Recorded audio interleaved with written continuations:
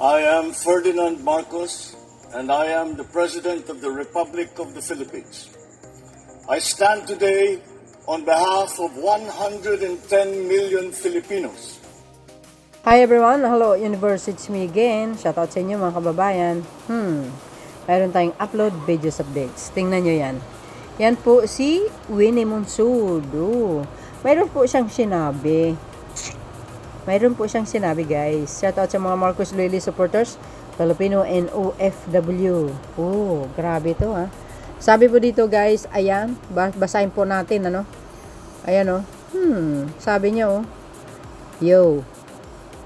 Winnie Monsud, mas mainam na Marcos ang presidente kaysa mga Duterte. Oh my gosh. Alam po natin na hindi talaga makamarcos ito si Winnie Monsud, pero well guys, yan po ang sinabi niya. Shoutout sa inyo mga kababayan. February 1, 2026. Ayan. Basahin po natin. Sabi ng Unofficial TikTok Vibes Philippines. Ayan Sabi dito mga kababayan, Monsud, mas mainam ang manatiling Marcos kaysa pagbalik ng Duterte administration. Ano mga kababayan palagay nyo? Para sa akin, agree. Walang mangyayari sa bansa kung ganyan lagi. Tapos ang yayabang ng mga DDS. Sabi nila, see you on 2028. Sus Mariosep. Kung sa Mindanao medyo malakas kayo, how about the NCR? Diba? Nako, paano ka magiging presidente kung wala kang boto sa NCR, aber? Kung mayroon man na bumoto kay Sara Duterte, ilan lang. Pero yung sasabihin mo, makukuha niya majority, malabo mangyari, guys. Totoo yan, malabo. Sa Mindanao, hindi lahat Duterte, mali kayo dyan, mga ilan lang. Well, guys, abangan po natin yan. Sabi niya po dito, ayon sa political analyst na si Winnie Monsud, mas makakabuti umano para sa bansa na mananatili sa pwesto ang isang administrasyong Marcos kaysa muling magkaroon ng pamahalaang pinamumunuan ng mga Duterte na anyay maaring magbalik ng madugong kampanya kontra droga. Giit niya, maraming inosenteng buhay ang nadamay noon at seryosong naapektuhan ang karapatan pantao ng Pilipino. Tama naman yun. Yan po ay sinabi rin po natin. Kahit siguro sa inyo, alam nyo yan. No? Hindi pwede po, kailangan protektahan natin ang bansa natin. Tayong mga sambayan ng Pilipino, majority of the Filipinos, we have a power guys, through our votes. Siguradong taob yan ang mga Duterte, hindi makakapasok. Remember, sa mga last survey ko, talagang lamang pa rin si PBBM. Totoo yun, lamang pa rin si Pangulong Marcos Jr. Dahil kasi nakita nila yung gawa, yung magandang niyang leadership bilang Pangulo ng Pilipinas, even ng mga dilaw. Like, yung talagang hindi makamarcos. Like, Madam Winnie Monsud, hindi naman talaga makamarcos yan Pero, tingnan nyo naman ang kanyang sinasabi. So, ibig sabihin, alam nila kung paano mamuno si PBBM. At alam din po natin, pag Marcos ang mamuno, sigurado po yan. Diba? Tatak Marcos, ika nga, sabi nila. Obvious naman, diba? Sa yung mga ginagawa ng Pangulo. Daming magandang nagawa, guys. Oo, mga magandang programa niya, mga project niya. Malas lang kasi yung mga ibang project niya talaga, inaasahan niya. Wala, sinabotwahe siya O mga ghost project, kaya talaga siya na mismo ang nag-expose. Kaya nga kayo ngayon, di kulong kayo. Kaya hintayin natin pa yun, yung mga ibang makukulong pa. Pa yan binibestigahan pa. Due process ika nga. Sabi po dito, dagdag pa ni Monsud, dapat pag-iisipang mabuti ng publiko kung nais nilang bumalik sa ganitong kalagayan, lalo't ang mga batikos ngayon laban kay Pangulong Ferdinand Marcos Jr. ay nakasentro lamang sa umano'y aligasyon ng paggamit ng droga. Isang paratang na anyay, walang matibay na ebidensya. Oo nga 'Di ba? Alam nyo, si Pangulong Marcos Jr. hindi naman talaga pumapatol sa mga baser yan No? Pinababayaan niya lang. 'Di ba? Katwiran niya. Bakit? Ha? Wala namang wala namang wala naman magandang idulot 'yan eh. Pag pinatulan mo, sakit lang sa kalooban. Lalo na pag walang katotohanan. Kaya nga sabi nga ng Pangulo, kung mayroong katotohanan, edi magsampa kayo ng kaso. Ganun naman ang sinabi niya sa interview niya kay Jessica Soho. Yun ang gusto ko sa kanya eh. Hindi siya umaatras. Hinahamon niya pa nga eh. Yung mga kritiko niya. Di ba? Talagang gusto niya talaga, gustong-gusto na talaga nilang ibagsak ang Pangulo. Hindi lang DDS, guys. Yung iba pa, Limang Kabayan Black, obvious ba? At saka marami pa eh. Maraming ang kalaban ng Pangulo eh. Left and right, sabi ko sa inyo eh. O, di ba? Pag Marcos nga talaga ang uupo, ang Pangulo, walang problema. Maraming mga mga magagarang programa na nakikinabang ang mamayang Pilipino. Sayang nga, sabi ko nga eh, kung mabigyan ng isang pangkakataon eh, ma-re-elect, ay sigurado panalo yan uli. Totoo yan, guys. Oo, kasi subok na ang Marcos pa sa pamumuno. Yung mga iba, yung mga past admin, ay, sus, Mariosis. Ay, sa totoo lang. No comment. Next naman. Binanggit din niya na si Marcos ang kauna-unahang Pangulo na hayagang lumantad at kumilos laban sa malawakang korupsyon, gaya ng pagbubunyag sa isyu ng flood control scam.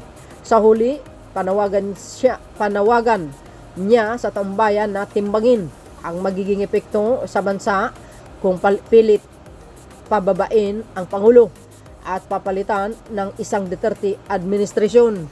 Diba? Saan ka makakita? Mayroon na tayong magaling na Pangulo. Tapos, gusto mo pabagsakin? Alam nyo guys, no? Ako, hindi naman talaga tayo magaling. Hindi naman tayo abogado. Hindi naman tayo political analyst.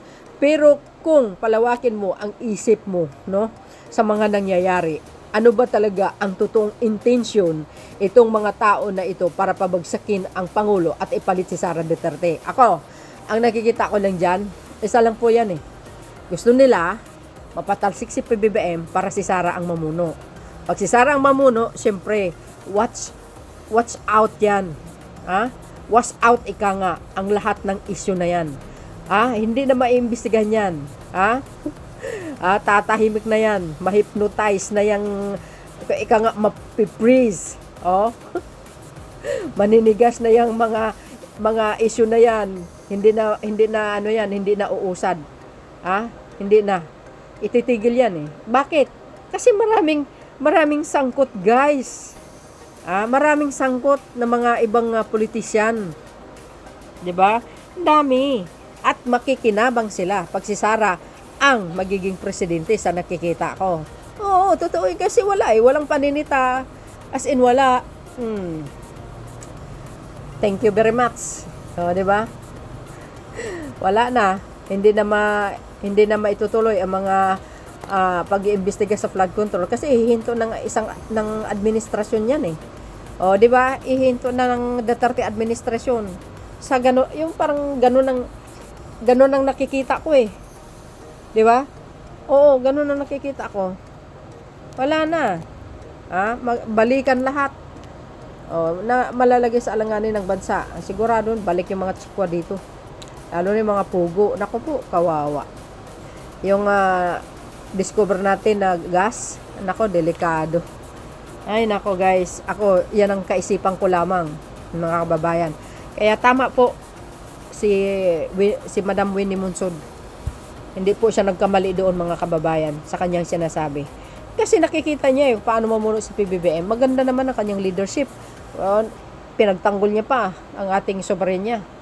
Pag nasa international forum, ayan si PBBM, pinaglaban niya talaga ang West Philippine Sea. Sabi po dito ng mga nagko-comment yung mga DDS, DDS. Di ba? Yan Sabi diyan, Duterte was first to announce the anomalies in the 2025 national budget, so it's PRD, not PBBM. Tama. Di ba? Pati yung issue sa flood control. Sinabi din ni Digong yan. Pero wala siyang ginawa. No action. Hanggang salita lang. Pero si PBBM, ayun. Action, kaya iba nakulong.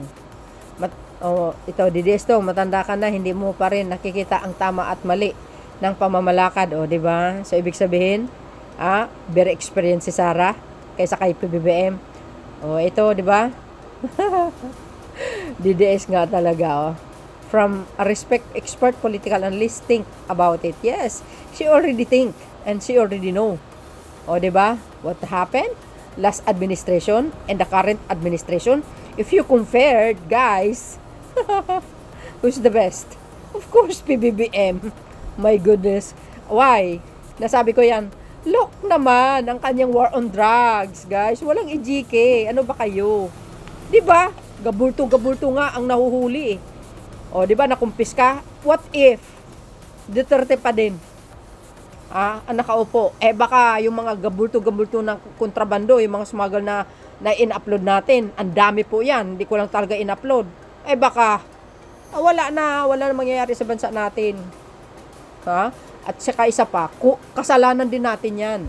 Kasalanan natin ng mga mamamayang Pilipino if ibubuto natin ang walang kwentang tao sa palasyo. 'Di ba? Kung ibubuto natin ang walang kwentang tao na uupo sa palasyo, ay delikadong bansa, sa totoo lang, maniwala kayo. 'Di ba? 'Di ba? So yun, mga kababayan, ano po ang kapalagayan nyo? So yun, mga best, ano po ang kapalagayan nyo? Kayo na pong balang humusga, magkomento para sa akin. Tama ang lahat ng sinabi ni Madam Munsod. Walang doon, walang halong biro. Totoo naman yun, kahit sino kayo, di ba? Nakikita nyo naman kung paano naman namuno last administration. Gumanda ba ang ekonomiya ng bansa? Umasinso ba tayo? Yan ang alam nyo na sinasabi nila, maganda ang war on drugs, maraming natatakot. Talaga ba? Baka hindi kayo nag-iisip na nag-ooperate sila ng pailalim, ng palihim. Alam ba natin yun? Hindi siyempre. Kung yung sinabi nga ni dating Chief Justice Carpio nga na isinuko ni Digong ang Ayungin Sol sa China. Alam ba natin? Hindi. Di ba?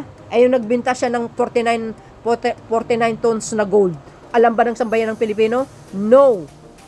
Hindi po. Bakit? Kailan lang natin nalaman? Sa panahon ni PBBM. Lahat po ng nangyari in the past, nalaman po natin sa panahon ni Pangulong Marcos Jr. Antindi, di ba? May umasinso bang bansa? Wala.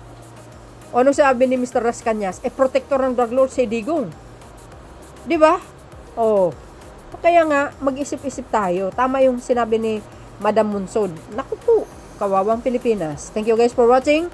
See you again on my next upload. Bye-bye and baboos. God bless Philippines. There's more. Follow me and likes, guys. Bye, everyone. There's more.